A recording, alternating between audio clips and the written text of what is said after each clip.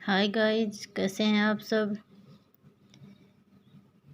आज मैं आपको बॉटनी की जितनी भी ब्रांचेज हैं, यानी कि जो जीव विज्ञान है उसकी ब्रांच है बॉटनी, वनस्पति विज्ञान या फिर पद, उसके बारे में बता रही हूँ कि उसके अंदर कौन कौन सी जो ब्रांचेज हैं वो आती हैं और किस चीज़ के स्टडी को क्या बोलते हैं। क्योंकि बहुत सारे एग्ज़ाम में, लगभग एग्ज़ाम्स में मैंने क्वेश्चन देखे हैं कि इसमें से एक क्वेश्चन ज़रूर पूछा जाता है, इसलिए आज मैंने ये टॉपिक उठाया है। वीडियो को एंड तक ज़रूर देखें, वीडियो को लाइक, शेयर और कमेंट ज़रूर करें। और अभी तक अगर चैनल को सब्सक्राइब नहीं किया है तो चैनल को सब्सक्राइब कर लीजिए और बेल आइकन दबाना ना भूलें, क्योंकि मैं जो भी वीडियो डालूँ उस तक आपका नोटिफिकेशन आपके पास तभी पहुंचेगा जब आपका बेल आइकन दबाया हुआ होगा। पहले हम बात करते हैं वर्गीकी, यानी जो क्लासिफिकेशन है वर्गीकी। पौधों की पहचान, नामकरण व वर्गीकरण की स्टडी जो की जाती है, यानी कि कोई भी प्लांट है उसका आइडेंटिफिकेशन, नोमेनकल्चर, क्लासिफिकेशन जो भी है वो जिसके अंदर किया जाता है वो है वर्गीकी विज्ञान। फिर हम बात करें आकारिकी, पौधों व उनके विभिन्न भागों या फिर अंगों की बाहरी संरचना का, यानी कि जो एक्सटर्नल स्टडी हमें करनी है वो आती है आकारिकी में। शारीरिकी के अंदर, यानी कि जो हमें किसी प्लांट की इंटरनल स्टडी करनी है वो आती है शारीरिकी में। यानी कि आकारिकी के अंदर तो आ गया कि प्लांट की शेप क्या है, कैसा दिख रहा है वो, और इंटरनल के अंदर आ जाता है कि ये मतलब कौन सा पादप है उसके बारे में। औतिकी, यानी कि औतिकी के अंदर क्या होता है कि कोई भी प्लांट है उसके अंदर टिश्यूज होते हैं अलग अलग, उनकी जो स्टडी की जाती है वो औतिकी के अंदर की जाती है। फिर हम बात करें फिजियोलॉजी की, यानी कि कोई भी प्लांट है उसकी जो जैविक क्रियाएं होती हैं या फिर उनकी जो क्या क्या फिजिकल प्रॉपर्टीज हैं उनकी स्टडी जो है वो फिजियोलॉजी के अंदर की जाती है। फिर हम बात करें कोशिकीय विज्ञान, साइटोलॉजी। ये साइटोलॉजी मैंने पहले ही बताया था कि सेल की स्टडी जिसके अंदर की जाती है वो साइटोलॉजी कहलाती है, यानी कि कोशिका की आंतरिक संरचना, कार्य और गुणन का अध्ययन, उसको साइटोलॉजी बोलते हैं। आनुवंशिकी, यानी कि जेनेटिक्स, इसके अंदर हमारी जो आनुवंशिकता और विभिन्नताओं का अध्ययन, यानी वेरिएशन और जेनेटिक कैरेक्टर्स का जो स्टडी की जाती है वो आनुवंशिकी के अंदर की जाती है। पारिस्थितिकी, जीव यानी कि कोई भी प्लांट है उसका, या फिर बोलें कि कोई भी एनिमल है उसका जो आपस में रिलेशन होता है वातावरण और जीवों के बीच में, उसको पारिस्थितिकी बोलते हैं। भ्रूण विज्ञान, यानी कि एम्ब्रियोलॉजी, जनन क्रियाओं से लेकर भ्रूण के निर्माण और विकास का जो अध्ययन किया जाता है वो भ्रूण की एम्ब्रियोलॉजी यानी कि भ्रूण विज्ञान के अंदर किया जाता है। यानी कि कोई भी एम्ब्रियो कैसे डेवलप हो रहा है, जाइगोट की जो है वो प्रोसेसिंग क्या होती है, कितना टाइम होता है, ये किया जाता है एम्ब्रियोलॉजी यानी कि भ्रूण विज्ञान के अंदर। पादप विज्ञान, यानी कि प्लांट पैथोलॉजी, नाम से ही स्पष्ट हो रहा है कि ये किसी डिजीज से रिलेटेड है और हम पढ़ रहे हैं प्लांट्स यानी कि बॉटनी से रिलेटेड, तो इसका हो जाएगा रोग लक्षण, रोग कारक, जीव व रोगों के नियंत्रण का अध्ययन किया जाता है प्लांट पैथोलॉजी के अंदर। पेलिकोबोटनी, यानी कि पेलियोबोटनी, यानी कि पूरा वनस्पति विज्ञान, जीवाश्म का बनना और उनकी बाह्य व आंतरिक संरचना का अध्ययन पेलियोबोटनी कहलाती है। जिम्नोलॉजी, अनावर्त बीजियों की स्टडी। वनस्पति भूगोल, जिसको फाइटोजियोग्राफी बोलते हैं, पृथ्वी पर पौधों का वितरण, यानी कि कहाँ पर कौन सा पौधा और मतलब किस मिट्टी के लिए कौन सा पौधा अच्छा है, किस मिट्टी में उगता है, उनके कारणों सहित जो स्टडी की जाती है वो वनस्पति भूगोल कहलाती है। फिर बात करें पादप प्रजनन की, यानी कि संकरण द्वारा उन्नत किस्मों के विकास का अध्ययन। जो संकरण यानी कि हाइब्रिडाइजेशन होता है उसके द्वारा जिन भाई कुछ किस्म तो बनती हैं, वेराइटीज, उनके डेवलपमेंट की स्टडी है वो पादप प्रजनन के अंदर की जाती है। फिर हम बात करें आर्थिक वनस्पति विज्ञान, यानी कि पौधों में मिलने वाली अनेक उपयोगी वस्तुओं व पदार्थों तथा पौधों का वितरण व उन्हें उगाने की विधियों का अध्ययन। यानी कि कोई प्लांट है, उससे कौन सी औषधियाँ मिलेंगी और उसका जो वितरण है वो, और उन्हें किस मेथड के द्वारा उगाया जा सकता है या तैयार किया जा सकता है, वो है आर्थिक वनस्पति विज्ञान। फिर है भेषज गुण विज्ञान, यानी कि फार्मेकोलॉजी। दवाइयाँ, यानी कि मेडिसिन और जो औषधियाँ बनाते हैं उनकी जो मेथड्स आती हैं वो भेषज गुण विज्ञान के अंदर आती हैं। फिर हम बात करें शैवाल विज्ञान, यानी कि फाइकोलॉजी या एल्गोलॉजी, जिसके अंदर एल्गी या फिर शैवाल की स्टडी की जाती है। फिर हम बात करें कवक विज्ञान की, यानी माइकोलॉजी, जिसके अंदर कवकों की स्टडी की जाती है। ब्रायोलॉजी विज्ञान, जिसके अंदर ब्रायोफाइटा की स्टडी की जाती है। टेरिडोलॉजी विज्ञान, टेरिडोफाइट्स का।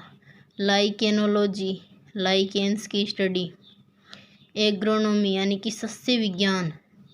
एग्रोनॉमी, खेतों में उगाए जाने वाले पौधों और मृदा प्रबंधन का अध्ययन, यानी कि खेत के अंदर जो पौधे उगाए जा रहे हैं वो, और जो मिट्टी है उसका प्रबंध कैसे करें, उसको बोला जाता है एग्रोनॉमी। फिर हम बात करें आर्बोरिकल्चर, यानी कि वृक्ष संवर्धन। सजावटी वृक्ष और झाड़ियों के संवर्धन से संबंधित अध्ययन, यानी कि कोई भी डेकोरेशन वाले प्लांट्स होते हैं जैसे, यानी कि उन पे अच्छे अच्छे फ्लोर आते हैं, उनका यूज डेकोरेशन में किया जाता है उनका। और जो झाड़ियाँ हैं, बोर लगते हैं जिनके, उनके संवर्धन से संबंधित जो भी स्टडी की जाएगी वो एर्बोरिकल्चर के अंदर आती है। फिर बात करें फ्लोरिकल्चर, फ्लोवर, सजावटी पुष्पों के संवर्धन का अध्ययन, यानी पुष्प कृषि। फ्लोरिकल्चर, फ्लावर से रिलेटेड। फॉरेस्ट्री, यानी कि वन विद्या, वनों का विकास, देखरेख और संवर्धन का अध्ययन जो किया जाता है वो फॉरेस्ट्री के अंदर किया जाता है। फिर हम बात करें उद्यान कृषि, यानी कि हॉर्टिकल्चर। उद्यानों में फलों, सब्जियों, सजावटी पुष्पों तथा पौधों के संवर्धन से संबंधित अध्ययन, यानी कि जो बाग वगैरह होते हैं वहाँ पर फूल हैं, सब्जियां हैं, फल हैं, इन पौधों के संवर्धन से संबंधित जो भी ज्ञान होता है वो हॉर्टिकल्चर के अंदर आता है। सब्जियों की कृषि, यानी कि ओलेरिकल्चर, यानी कि जो वेजिटेबल्स हैं उनकी कृषि से संबंधित। ओनली फॉर वेजिटेबल, यानी कि सिर्फ सब्जियों का अध्ययन किया जाता है ओलेरिकल्चर के अंदर। फिर आता है पोमोलॉजी, फल संवर्धन, फलों के संवर्धन का अध्ययन, यानी कि फलों से रिलेटेड, यानी कि फलों का जो संवर्धन करना होता है वो आता है पोमोलॉजी के अंदर। पेडोलॉजी, मृदा विज्ञान है। पोमोलॉजी और पेडोलॉजी सेम से वर्ड है, कंफ्यूज होने की ज़रूरत नहीं है। पोमोलॉजी, मो फलों से, डो मृदा से, मृदा के अंदर भी द, यानी कि डी, मृदा डी, फलों का पोमोलॉजी। मृदा का निर्माण, संरक्षण, अपर्दन, संरचना आदि का जो नॉलेज मिलता है वो हमें पेडोलॉजी से मिलता है। वंशवर्धन, सिल्वीकल्चर, वनों के विकास तथा देखरेख का अध्ययन जो किया जाता है वो सिल्वीकल्चर के अंदर आता है। फिर हम बात करें जीवाणु विज्ञान, यानी कि बैक्टीरियोलॉजी, माइक्रोबायोलॉजी, जिसके अंदर जीवाणुओं का अध्ययन किया जाता है, क्योंकि जो बैक्टीरिया होते हैं वो हमें नेक्ड आई से दिखाई नहीं देते हैं, इसलिए उनको देखने के लिए हमें माइक्रोस्कोप की ज़रूरत पड़ती है, इसलिए उनको माइक्रोबायोलॉजी, यानी कि सूक्ष्म जीवाणु विज्ञान, उनके लिए जीवाणु विज्ञान में पढ़ा जाता है। जैव तकनीक, यानी कि बायोटेक्निक, इसके अंदर जीवों तथा उनके घटकों का औद्योगिक दृष्टि से उपयोग और तकनीकी विकास का अध्ययन, यानी कि जैव तकनीकी के अंदर क्या होता है, जीव तथा उनके घटकों का औद्योगिक दृष्टि से, यानी कि जीव हैं या फिर उसके जो भी फैक्टर हैं उनका औद्योगिक दृष्टि से उपयोग और तकनीकी विकास का जो अध्ययन है वो जैव तकनीक के अंदर किया जाता है। विषाणु विज्ञान, यानी कि वायरोलॉजी, वायरस का जो स्टडी किया जाता है, यानी कि कौन सा वायरस है वो हार्मफुल है, कौन सा बेनिफिशियल है, इनकी जो स्टडी की जाती है वो विषाणु विज्ञान के अंदर की जाती है। उसकी क्या संरचना है, वो कहाँ पाया जाता है, किस में पाया जाता है, ये सब जो किया जाता है वो विषाणु विज्ञान के अंदर यानी वायरोलॉजी के अंदर पढ़ा जाता है। जैव रसायन, जीवधारियों के रासायनिक घटक तथा रासायनिक प्रक्रियाओं का अध्ययन। जैव रसायन बायोकेमिकल, जो भी जीवधारी हैं उनके जो केमिकल फैक्टर्स हैं या फिर जो केमिकल प्रोसेस है उनकी स्टडी जो की जाती है वो जैव रसायन के अंदर की जाती है। जैव भौतिकी, बायोफिजिक्स, उसके अंदर क्या होता है कि जो भी फिजिकल प्रिंसिपल्स हैं उनका और जो भी मेथड है उसके बेस पर जैविक समस्याओं का अध्ययन जो किया जाता है वो जैव भौतिकी के अंदर आता है और उसी के अंदर उसकी स्टडी की जाती है कि किसके आधार पर कौन सी विधि किसके लिए यूजफुल है और कहाँ पर काम में कैसे ली जाती है, उसका अध्ययन किया जाता है जैव भौतिकी। जैव सांख्यिकी, जैविक क्रियाओं और उनके परिणामों का गणित तथा सांख्यिकी द्वारा विश्लेषण का अध्ययन, यानी कि कोई भी बायो प्रोसेस है यानी कि जो जैविक प्रोसेस है उसमें उसका क्या रिजल्ट है, क्या उसकी नंबरिंग हुई है, उसका जो स्टडी किया जाता है वो जैव सांख्यिकी के अंदर आता है। आणविक जीव विज्ञान, जीवधारियों में पाए जाने वाले अणुओं का रासायनिक स्तर पर अध्ययन। मोलिकुलर बायोलॉजी, यानी कि मोलिकुलर बायोलॉजी नाम से ही पता है कि भी मोलिक्यूल्स की जो केमिकल लेवल पर यानी कि जो केमिस्ट्री होती है हमारी उसकी जो लेवल मोलिक्यूल्स हैं उसके लेवल के ऊपर स्टडी की जाए ना तो वो मोलिकुलर बायोलॉजी कहलाती है। माइक्रोबायोलॉजी, यानी कि जो माइक्रो ऑर्गेनिज्म हैं उनकी स्टडी को माइक्रोबायोलॉजी बोलते हैं। जीवाणु विज्ञान और माइक्रोबायोलॉजी ये दोनों अलग है क्योंकि माइक्रोबायोलॉजी के अंदर वायरस, फंजाई इनको भी ऐड किया जा सकता है क्योंकि इनको भी नेक्ड आई से नहीं देखा जाता है बैक्टीरिया के साथ साथ। बैक्टीरिया अकेले को बैक्टीरियोलॉजी। फिर हम बात करें आनुवांशिक अभियांत्रिकी, आनुवांशिक पदार्थों के उपयोग और संयोजन द्वारा नए आनुवांशिक लक्षणों वाले जीवधारियों के निर्माण का अध्ययन, यानी कि कोई भी जेनेटिक मटेरियल है उसका यूज और फिर उसके जो करेक्टर हैं उनके जो नया बन रहा है कोई भी ऑर्गेनिज्म उसकी स्टडी है वो आनुवांशिक अभियांत्रिकी के अंदर आती है। विकिरण जीव विज्ञान, विभिन्न विकिरणों का जीवों पर यानी कि कोई भी रेडिएशन आ रही है उनका जो ऑर्गेनिज्म है यानी कि कोई भी प्लांट है उसके ऊपर आने वाली हार्मफुल यानी कि हानिकारक रेडिएशंस का क्या इफेक्ट होता है उसका रेडियो बायोलॉजी के अंदर स्टडी किया जाता है। उद्विकास, सजीवों के विकास प्रक्रम का अध्ययन, यानी कि जो लिविंग ऑर्गेनिज्म है उनके डेवलपमेंट की प्रोसेस क्या है उसका उद्विकास के अंदर। एक्सोबायोलॉजी, यानी कि जो हमारी अर्थ है या पृथ्वी है इसके अलावा जो उधर ग्रह हैं उनके ऊपर लाइफ एक्सप्लेन की यानी कि जीवन है या नहीं है, संभावित जीवन की जो स्टडी की जाती है वो एक्सोबायोलॉजी के अंदर आती है। डेंड्रोक्रोनोलॉजी, ये क्वेश्चन मैंने खुद एक एग्ज़ाम दी थी उसमें आया था लैब असिस्टेंट 2019 की के अंदर की पौधों की आयु का अनुमान जो है वो किसके अंदर आता है, तो उसके अंदर हमें कंफ्यूज करने के लिए डेंड्रोलॉजी और डेंड्रोक्रोनोलॉजी दोनों दिए थे। तो डेंड्रोलॉजी है वो मैं आगे बता दूंगी किसके अंदर आता है, लेकिन जो डेंड्रोक्रोनोलॉजी है वो पौधों की आयु का अनुमान लगाने में काम आता है। फिर हम बात करें पादप रसायनी यानी कि फाइकोकेमिस्ट्री, रासायनिक संगठन यानी कि केमिकल कंपोजिशन, स्पेशली प्लांट्स का जो सेकंड मेटाबॉलिक एलिमेंट है उनसे रिलेटेड जो स्टडी है ना वो आती है इनके अंदर।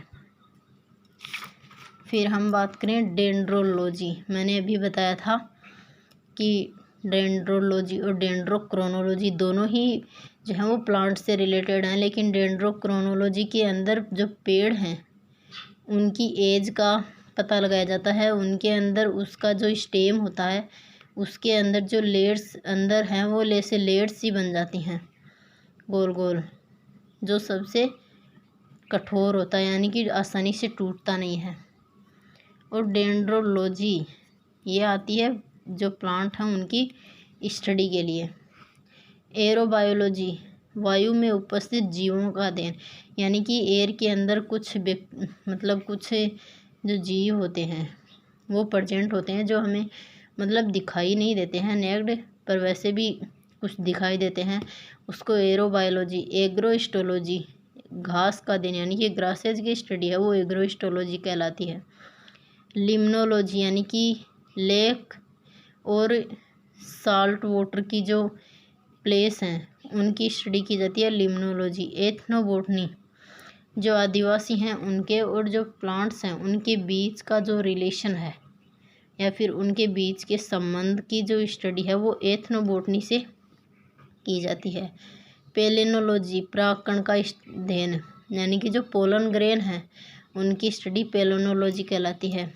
आर्बोरिकल्चर ये रिपीट है, सजावटी वृक्ष और झाड़ियों के संवर्धन से संबंधित है।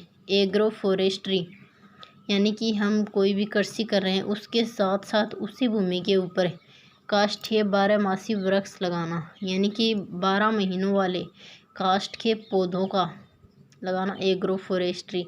टिश्यू कल्चर जीव द्रव्य के पृथक्करण और संयोजन से रिलेटेड टिश्यू कल्चर। स्पर्मोलॉजी यानी कि सीड्स का जो अध्ययन है वो स्पर्मोलॉजी के अंदर आता है। हॉर्टिकल्चर वनस्पति संवर्धन का अध्ययन। मैंने कोशिश की है कि मैंने बॉटनी की सारी ब्रांचेज को यहाँ पे ऐड कर लिया है, जो सारी जितने भी ब्रांचेज हैं बॉटनी से रिलेटेड उनको लिया है। अगर फिर भी कोई रह गया हो तो प्लीज़ कमेंट सेशन के अंदर ज़रूर बताएं, मैं कोशिश करूँगी आपको उस क्वेश्चन का आंसर देने की।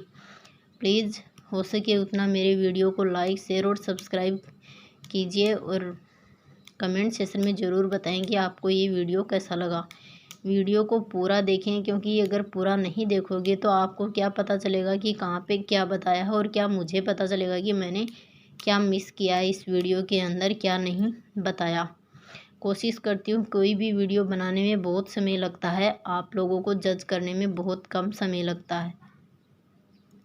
बहुत मेहनत करके एक वीडियो तैयार किया जाता है। सबसे पहले उसके नोट्स कलेक्ट किए जाते हैं, बहुत सारी बुक्स पढ़ के उसके नोट्स कलेक्ट होते हैं, फिर वो वीडियो अपलोड होने के लिए डाला जाता है। सो प्लीज़ जज ऐसे ही ना करें, वीडियो को पूरा देखें, उसके बाद उसकी मार्क केवल करें। Thank you.